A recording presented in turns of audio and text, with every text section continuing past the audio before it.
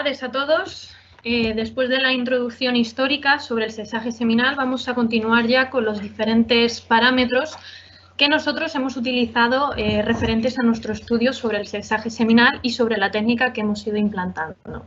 Entonces, primeramente vamos a ver un estudio morfológico del espermatozoide y después nos vamos a centrar en las diferentes características morfológicas que pueden ser diferenciales entre las diferentes especies de mamíferos que nosotros hemos considerado en estudio. Entonces, bueno, un espermatozoide se considera una célula haploide porque tiene la mitad del material genético y es una célula altamente especializada que va a resultar de los procesos de espermatogénesis y de maduración epididimaria en el macho. No obstante, aunque haya diferencias en características morfológicas determinadas entre las diferentes especies, siempre es constante la estructura arquitectónica que va a tener ese espermatozoide. Entonces, la estructura que compone a un espermatozoide siempre se va a llevar a cabo con la cabeza y el flagelo. En el caso de la cabeza nos vamos a integrar el acrosoma, que es un saco membranoso que se sitúa en la zona apical de la cabeza del espermatozoide y que va a contener unas enzimas hidrolíticas importantes para el procedimiento de reacción acrosómica realizado previamente a la fertilización del ovocito. Después tenemos el núcleo, que se va a encontrar en el interior de la cabeza del espermatozoide y en el que va a estar contenido el ADN, que luego vamos a ver la importancia que tiene este ADN y la característica que tiene con respecto al resto de células somáticas es que este ADN está mucho más compactado gracias a la presencia de las protaminas. Y después tendríamos el flagelo. El flagelo está compuesto por 4 porciones específicas que comenzamos con el cuello o pieza de conexión, que es la zona de implantación del flagelo a la cabeza del espermatozoide. Después tendríamos la pieza media o pieza intermedia, que es donde principalmente nos vamos a encontrar estructuras mitocondriales, que son las que nos van a aportar el ATP o energía que va a necesitar el espermatozoide para el movimiento flagelar. Después tendríamos nuestra pieza principal, que vamos a ver que es el principal punto de variación en longitud de los espermatozoides, y la pieza terminal. Todas estas partes del flagelo van a contener una pieza elemental que es común en todas ellas, que es el axonema, que va a ser el eje principal. Y como estructuras adicionales nos vamos a encontrar a las mitocondrias, que solo se encuentran en la pieza intermedia, una serie de microtúbulos y de fibras densas, ¿vale? Que nos van a aportar, incluso la vaina fibrosa, que nos van a aportar estructura al espermatozoide. Bien, ahora vamos a ver cómo estos espermatozoides van a presentar diferentes características morfológicas en función de las especies de mamíferos que tenemos presente.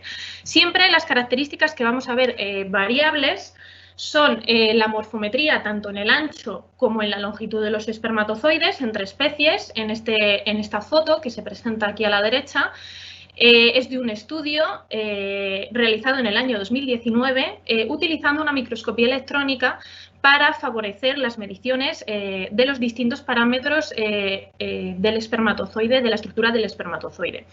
Entonces, se estudiaron unas 10 especies diferentes y se valoraron cómo esas morfometrías eran variables entre especies. Después también hay diferentes morfologías en cuanto a la forma y el tamaño de la cabeza del espermatozoide. También observamos una organización nuclear y un contenido de ADN diferencial entre los distintos espermatozoides de mamíferos, incluso dentro de la misma especie, que es lo que ya ha ido introduciendo Antonio en la presentación. Hay diferencias incluso entre espermatozoides X con respecto a los Y, que puede haber una variación de un tamaño incluso mayor del 3-4% entre uno y otro. Y también podemos encontrar variaciones en la prolongación del acrosoma sobre el borde anterior del núcleo del espermatozoide. Es decir, esto nos va a aportar las diferentes formas que presenta la cabeza en la región apical, que vamos a ver globosas o falciformes, más puntiagudas. Bien, eso con respecto a la parte de la cabeza del espermatozoide, pero también se van a observar diferencias entre especies en el flagelo. Entonces, realmente la organización estructural helicoidal que presentan las mitocondrias en la pieza intermedia va a ser común prácticamente en todas las especies de mamíferos, en todos los espermatozoides, pero la diferencia va a radicar en el número de giros que va a presentar estas mitocondrias sobre la pieza intermedia. Si os fijáis en la foto del estudio, que continuamos con el mismo estudio, se valoraron las diferencias morfológicas con microscopía electrónica también en cortes transversales provocados en todo el flagelo, es decir, la parte intermedia, la parte principal y la parte terminal. Entonces, vemos en las diferentes especies cómo hay ciertas zonas en las que las vainas mitocondriales son más gruesas que en otras especies de mamíferos. También pueden erradicar diferencias en la longitud de la pieza, sobre todo la pieza principal y la pieza intermedia, porque realmente las piezas de conexión y la terminal suelen ser piezas del flagelo cortas en todas las especies de mamíferos. Pero en el caso de la pieza intermedia y la principal hay variaciones en la longitud.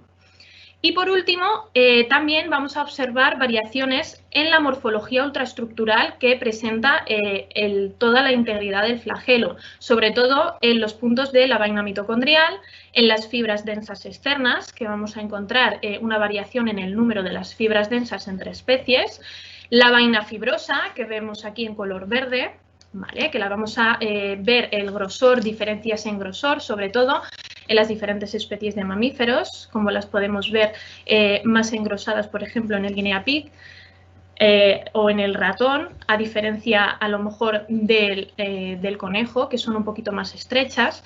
Y todo esto nos va a aportar diferencias, sobre todo en la fuerza de abatida del movimiento flagelar.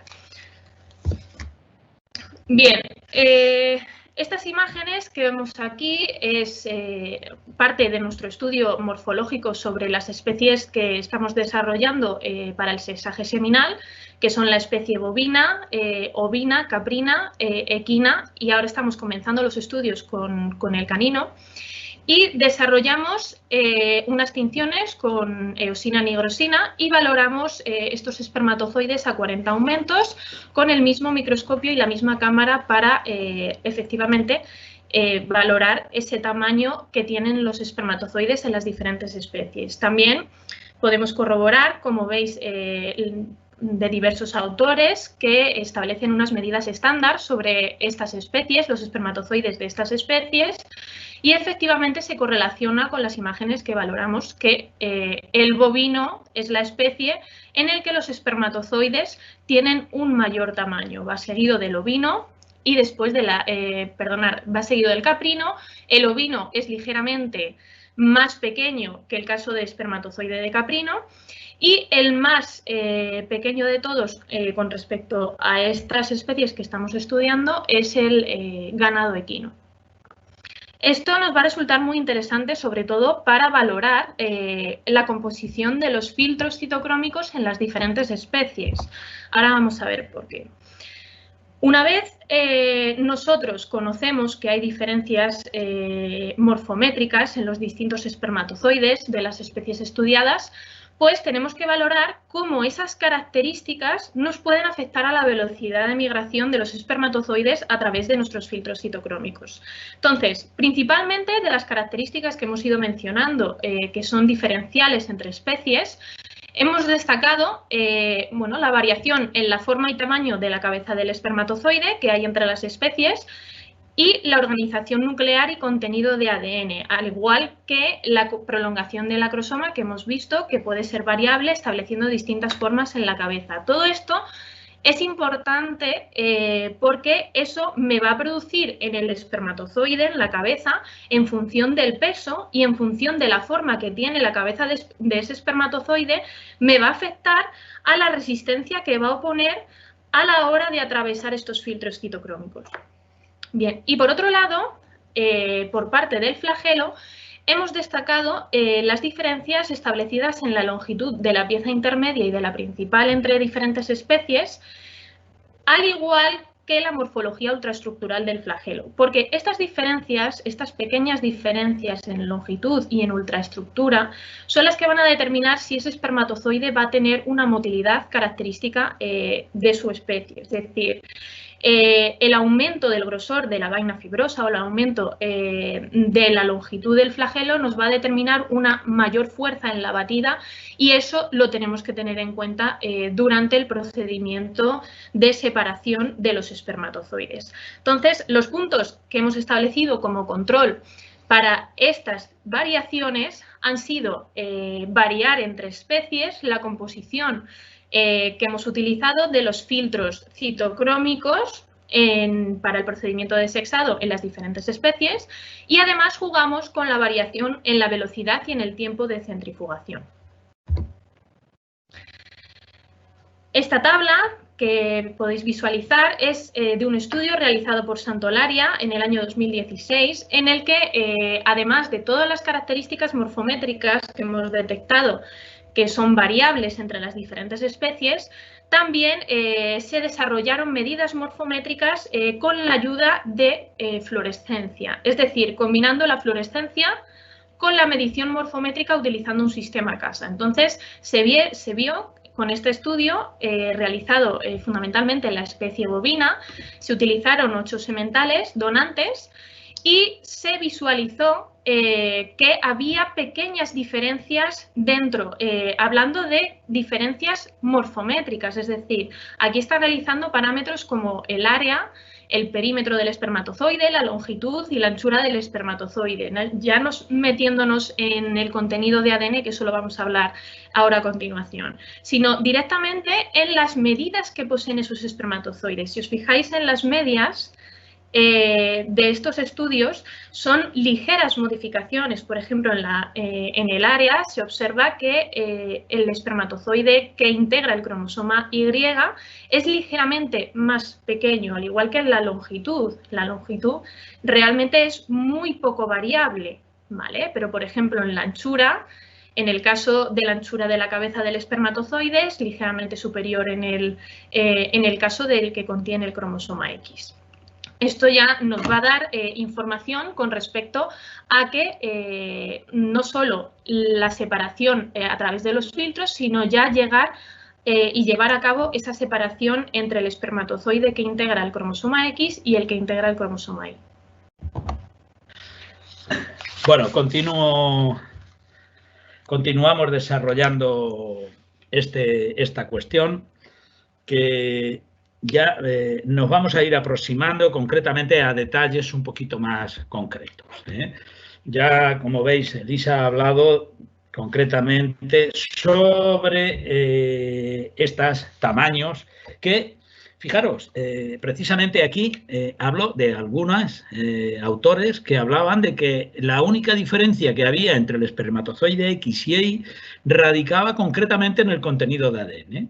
¿Por qué? Porque cuando se forman las espermátidas, que son totalmente esféricas, haploides, pasan a espermátidas alargadas y luego posteriormente a espermatozoides en el proceso de espermatogénesis o de espermiogénesis. Evidentemente, todo se desarrollaba exactamente igual, tanto en el X como en el Y. Bueno, pues algunos autores precisaban que todo esto era un cuento y que solamente había concretamente una diferencia en concreto. Bueno, pues fijaros que todos los trabajos que se han ido desarrollando han hablado de cambios en la sensibilidad al pH. Ha habido cambios de carga o diferencias de carga eléctrica entre unos espermatozoides y otros, o sea, es decir, una carga superior en el caso del espermatozoide con cromosoma X con respecto al de cromosoma Y, la morfología del núcleo y de la cabeza que acaban de hablarnos, los antígenos de superficie, las diferencias en la velocidad de migración. Ahí podéis ver que todos estos autores que hacemos referencia es porque hablan de ello. Hay muchas más investigaciones y, sobre todo, del contenido de ADN y de las diferencias de densidad que ponemos concretamente. Bueno, en lo que respecta a las diferencias en el ADN. Este trabajo, que fue desarrollado ya en el 2006 o 2003, bueno, pues ahí podéis ver que según las diferentes especies hay unos cambios concretamente. A los que nos interesan a nosotros concretamente, sobre todo en el vacuno, en el caballo, en el perro, estamos hablando de unas diferencias de ADN aproximadamente próximas al 4%, ¿vale? Pero, ¿qué ocurre? Que tenemos diferencias concretamente mínimas en lo que respecta al conejo, que es uno de los animales desde el punto de vista productivo que nos puede interesar. Y en el caballo, concretamente, fijaros que ya estamos en un 3,7 aproximadamente. Por lo tanto, ¿esto qué nos hace pensar? Que nuestro protocolo de desarrollo en concreto de estos filtros puede verse afectado. Efectivamente así. Es decir, cuando empezamos a desarrollar los primeros puntos, hablábamos de un número de filtros destinados. Hemos ido cambiando a lo largo. ¿Para qué? Para mejorar las condiciones aumentando el número de filtros. Fijaros que hay autores que hablaban de hasta la utilización de 10 filtros para llegar a porcentajes por encima del 95%. ¿Vale? Pero este ha sido un poco el punto, uno de los puntos de partida importantes que son básicos a la hora de iniciar nuestros programas de sesaje en las diferentes explotaciones. Cuando nos referimos a bovino, pues podéis ver en la imagen que en la especie bovina normalmente entre razas puede haber diferencias, pero luego los individuos de la misma raza suelen ser muy estables en la cantidad de ADN o en la diferencia de ADN entre el X y el Y. Como podéis ver, fijaros, el Holstein y el Angus están prácticamente en el 4%, sin embargo el Brahman ligeramente inferior. Y concretamente un investigador brasileño, Carvalho, estuvo trabajando precisamente sobre embriones obtenidos para diferenciar mediante centrifugación y separación por Percol en embriones concretamente de si era posible en Brahman realizarse esta separación espermática, y efectivamente fue perfectamente posible porque los resultados fueron buenos. ¿Qué otras diferencias existen a nivel de la proporción de espermatozoides X con respecto a Y? Bueno, pues yo quería hacer precisamente esta pequeña exposición referente a las otras diferencias. ¿Por qué? Porque precisamente siempre ha habido inquietud por parte de los ganaderos de que nos hablaban y nos siguen hablando de que hay animales, hay sementales que dan más hembras que otros que dan menos, ¿vale? Bueno, pues se realizó un trabajo a nivel de campo, concretamente en el año 83, como veis ahí, en la que se observó que la proporción de espermatozoides X fue mayor que a las de espermatozoides, ¿sí? Pero es que luego, 5 años más tarde, Bivins obtiene un resultado al contrario. Y luego en el año 92, Van Coit nos habla de que no existen diferencias. Por lo tanto, fijaros que esto evidentemente nos podemos plantearnos de decir, bueno, se están riendo de nosotros o qué nos están contando estos investigadores.